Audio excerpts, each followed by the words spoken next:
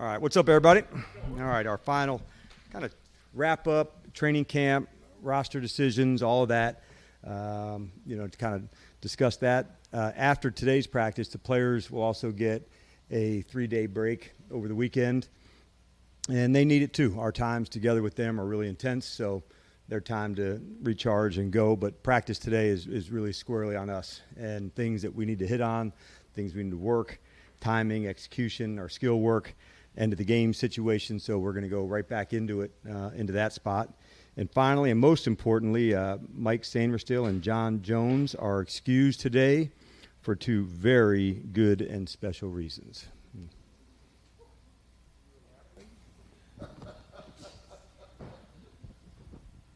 Okay.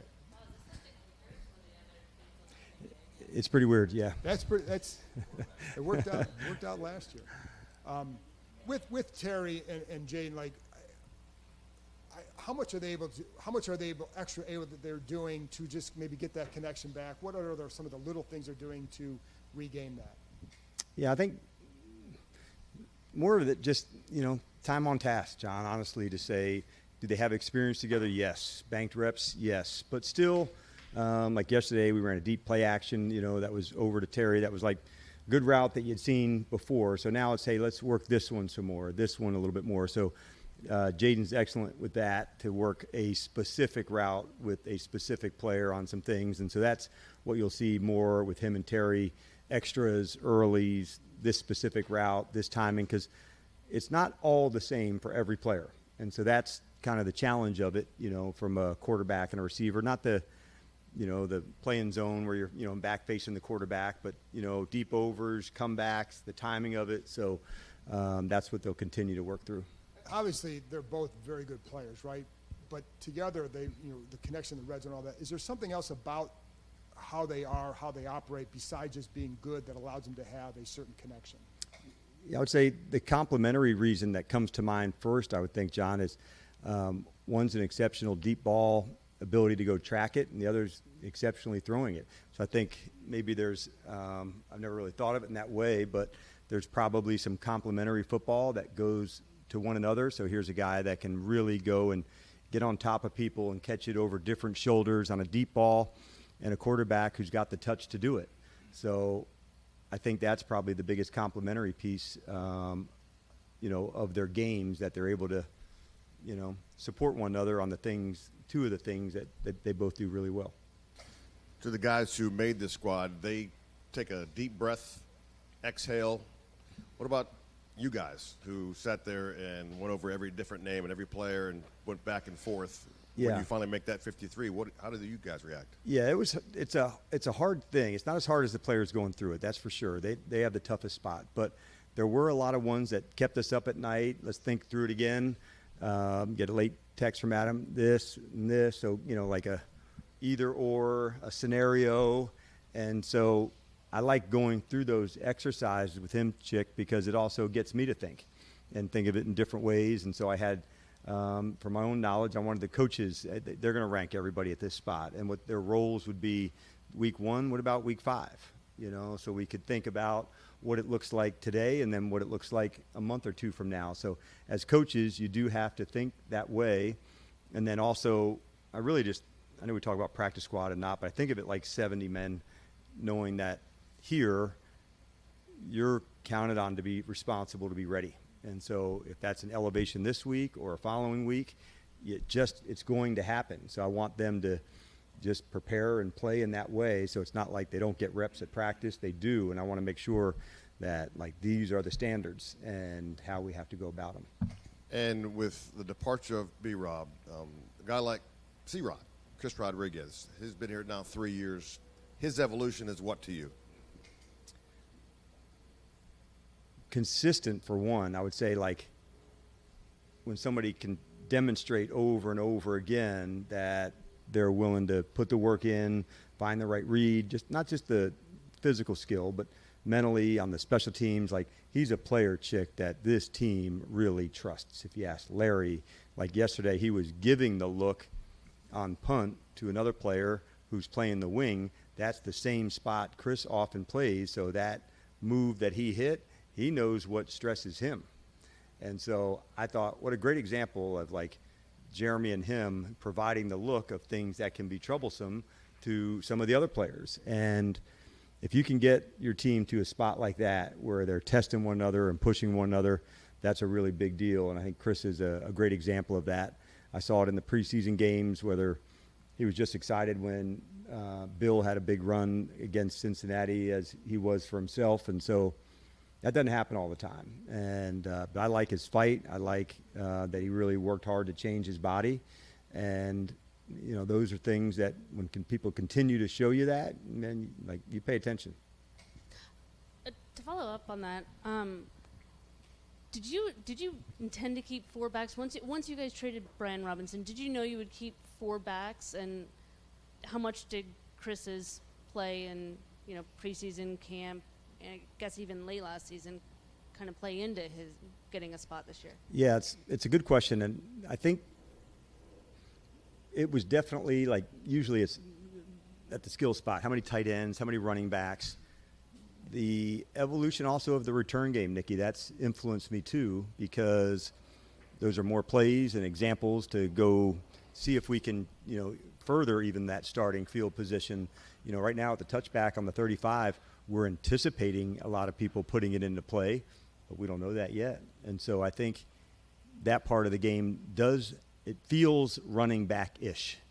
Not to say that Debo is a receiver, but he runs hard like a back in a lot of ways, so he's certainly another one that we'll have. But I think that is a big part of it. We think of like an A back and a B back, Austin out of the backfield, third down. So it's not one size fits all, but I do like the versatility of the room.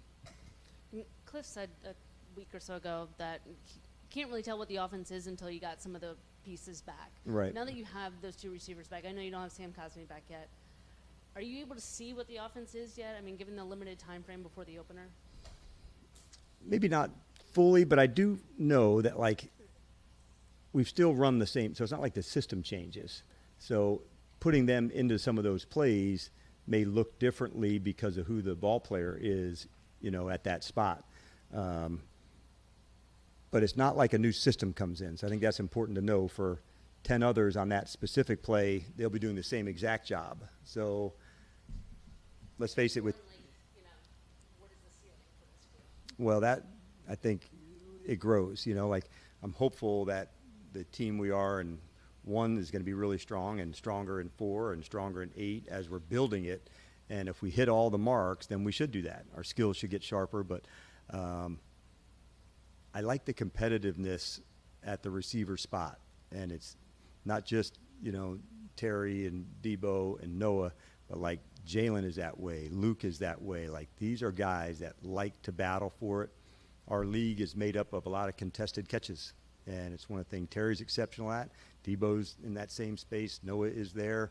Certainly Luke and Jalen, they make up like a fierce competitive group. And so that's important. And knowing that like in tight coverage, these guys are going to go fight for the ball. Yes, sir. Hey, Dave. I know that the offensive line is a unit, and John's part of that too. And so there's a lot of moving parts. But do you have a working theory as to which side you'd like to run to on 3rd and 2, 4th and 1? You're like, I like that you included John. I think Don Warren would be awful proud of you to put the tight end as part of the O-line. He is an exceptional blocker. I don't know that yet, no, but I do like the athleticism of the group. And so we have tested gap pulling schemes to the left, to the right, putting different guys in different spots. Coleman's been back in there. He's another guy that can get to the move. We've improved also in the screen games because we're ready to go to one side. But as far as like, hey, on 4th down, got to have it going to this side, we're not there yet to say this is where the ball is going to go.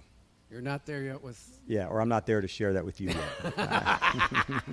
I might be closer to that than I'm letting on, but I'm closer, closer than you.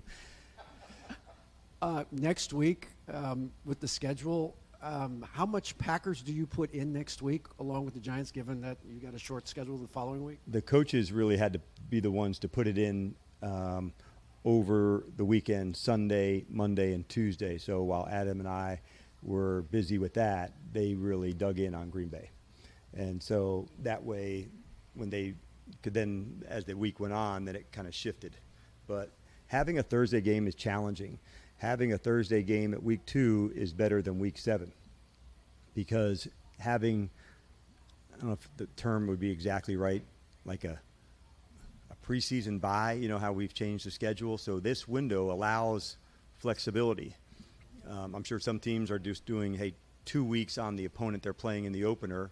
But with that Thursday, there is some windows that the coaches aren't with the players, and they had Sunday off. I met with them by myself Monday. The players then had off Tuesday to begin practice Wednesday. So there was some pockets that they were able to do that. And then you have to shut the folders and put that in the drawer, and it doesn't come back out again until that Monday. But it did help. It did.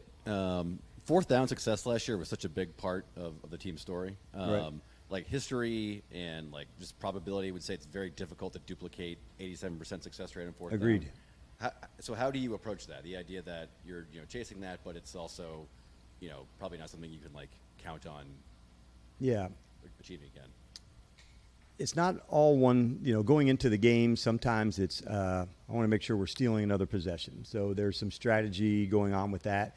It's about like 9 drives or so a game as you're going through it. And so how do we gain an advantage on somebody? Sometimes going for it on fourth does that. Where's the kicker, comfort level to go into that space? And then it's really by the distance. You look at the opponent, where do they fall on the end ones? How about in twos? Where do they play on the 3s and 4s? If it's a certain style, maybe you're more apt to know what you're going to expect. But, Jaden was a big factor, in that 87% or whatever the number was. There was a handful for sure that was called one thing, and then something happened, and, like, he made the rest go down. Like, we don't have a play called that. You don't want to count on that. That's a reactive way of the ball player doing his thing, but you don't want to lean into that. I think that's irresponsible. You want to make sure, hey, this is what we think we're going to do, how we're going to go down. But really by game is we make those decisions as much as we can before the game. So going in, the coordinators know what to expect, how we're going to do it. And then as the game unfolds, I'll communicate with them, where we're at. But I think the secret for me on telling the coordinators is early in the drive. So no one's ever caught off guard. Hey, we're going to go for it here, because it can impact some of your third down calls if it's into fourth down, knowing that you may have 2 downs. Follow up on what John was asking before about quarterback receiver connection. You've defended a lot of those. You had Matt and Julio in Atlanta. For you, like, what are kind of like the earmarks of what makes a great quarterback receiver tandem, aside from just great skill by both players? From my defensive perspective, this route's going to happen, and they still complete it. Like, that's the hardest. Like, damn, we talked about this throw or this route, and they're so exceptional at that they were able to put it in the right location at the right spot. But it is a real thing. The connection, chemistry, all of that matters. The best of the best players, they spend a lot of time together. That's even outside of coaching and that, to make sure those moments are delivered upon. But we're fortunate that Jaden and Terry are 2 that do that extra.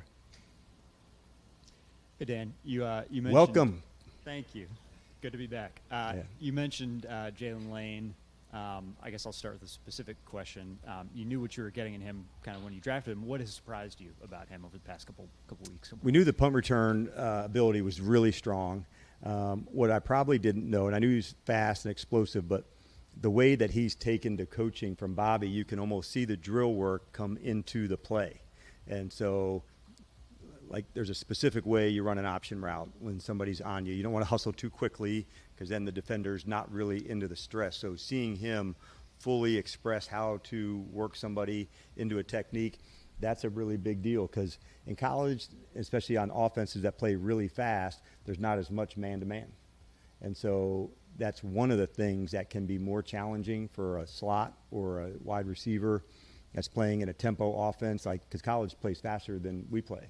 So you see less matching and tight coverage. So they're able to run their routes at full speed and hit it and go to the next play. And so running an option route, defeating leverage, beating people in man-to-man, that's been an impressive, I'm not going to call it catch-up, but like development from the time he's arrived to where he is today. And then a philosophical question. I know he played for his dad in high school, and you probably get a lot of guys who are sons of coaches. Is that like an overblown thing, or is there something different about guys who grew up around the sport in that way? That's a better question for Jalen. I would say it's got to factor in somehow when you're 5 years old and you're at football practice when other people aren't. You saw things that happen, and I'm sure, like, it matters. Cliff's father was a defensive coordinator. So, that different sides of the ball, and coached him so he said, yeah, try throwing an interception in high school when your dad's the D coordinator. Not so easy. So with Jalen, like being around football his whole life, is that a factor on why some of those things are coming easier? Possibly. But at the end of it, man, like I like just the work that he's putting in for these rookies, what they're doing right now. This is the hardest thing they've ever done. And that's a real thing. But they'll make it. But they have to put in the work, whether you grew up as a coach's kid or not.